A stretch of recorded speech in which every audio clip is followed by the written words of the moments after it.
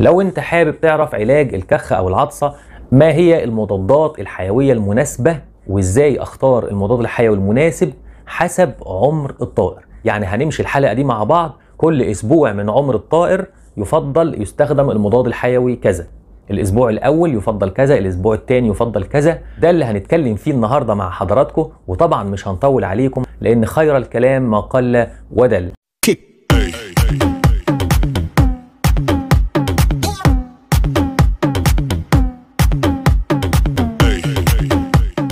ففي الحلقة دي يا شباب هنمشي حسب عمر الكتكوت، نختار المضاد الحيوي المناسب علشان يكون أقوى في التأثير وفي نفس الوقت أوفر لحضرتك لأنك في مشروع اقتصادي.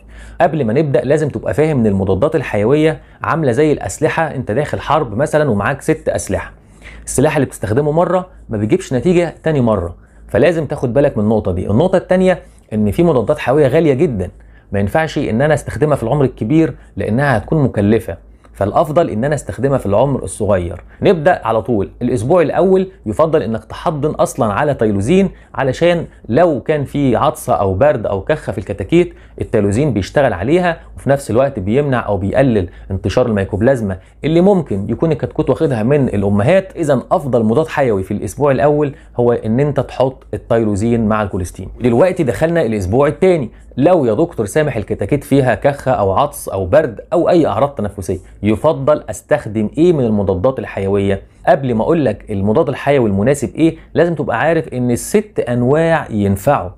انا كل اللي عايز اوصله لك اني بوفر لك فلوس. يعني ال6 انواع من المضادات الحيويه اللي مكتوبين على الشاشه دلوقتي، ال6 دول ينفع انك تعالج بيهم الفراخ من الاعراض التنفسيه في اي عمر. لكن كلامي النهارده مع حضراتكم علشان نوفر فلوس، علشان احنا في مشروع اقتصادي. والنقطه الثانيه ان في مضادات حيويه ممكن تعالج الاسهال البني او الكوليستيريديا بالمره، فما ينفعش مثلا اروح احط لينكوسبكتين اول يوم، طب ما استنى عليه على اساس لما اجي انزله في الاسبوع الثاني او الثالث اقدر ان انا بالمره اعالج الاسهال البني.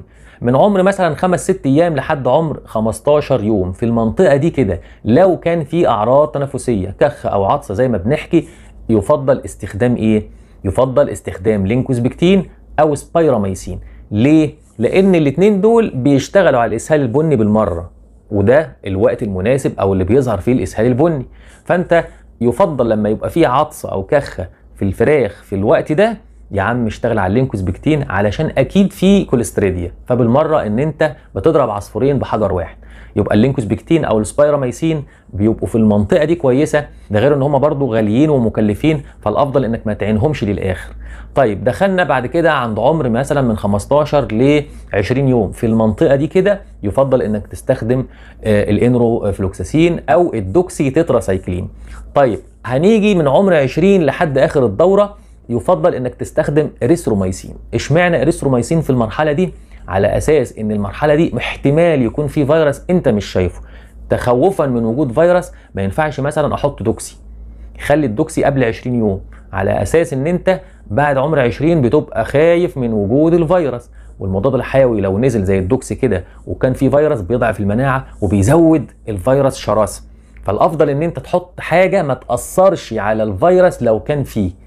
يعني لما احط اريثروميسين من عمر 20 لاخر الدوره، لو انا حطيت اريثروميسين وكان في فيروس انا مش شايفه، في الحاله دي انا ما اخافش على الفراخ من الاريثروميسين. طب ايه تاني ممكن احطه في المرحله دي على اساس لو ما لقيتش اريثروميسين؟ ايه المضادات الحيويه اللي ممكن ان انا لما يكون في فيروس احطها وانا قلبي جامد؟ عندك كمان التايلوزين والسبايراميسين. المجموعه دي اللي هي اسمها مجموعه الماكروليدز دي، المجموعه دي عباره عن 3 انواع، الاريثرو والسبايرا والتايلوزين. ال3 دول لا يؤثروا او لا يضعفوا المناعه، فبالتالي لازم ناخد واحد منهم في العمر الكبير. وبما ان التايلوزين والسبايراميسين غاليين فاحنا خليناهم في الاول، وبما ان السبايراميسين بيجيب الكوليستيريديا فاحنا خليناه في الاسبوع الثاني، وبما ان التايلوزين بيجيب الميكوبلازما فاحنا خليناه في الاسبوع الايه؟ في الاسبوع الاول. بكده انت يكون عندك درايه وعلم وخبره، وبتعرف تحط فلوسك في المكان المناسب في الوقت المناسب. مش هجري اجيب اي دواء وخلاص. بكده يا شباب نكون وصلنا لنهايه حلقتنا. ما تنساش تشترك حالا في القناه علشان يصلك كل جديد. وفي النهايه يا رب اشوفكم دايما في خير واحسن حال. كان معكم الدكتور سامح عسل، والسلام عليكم ورحمه الله وبركاته.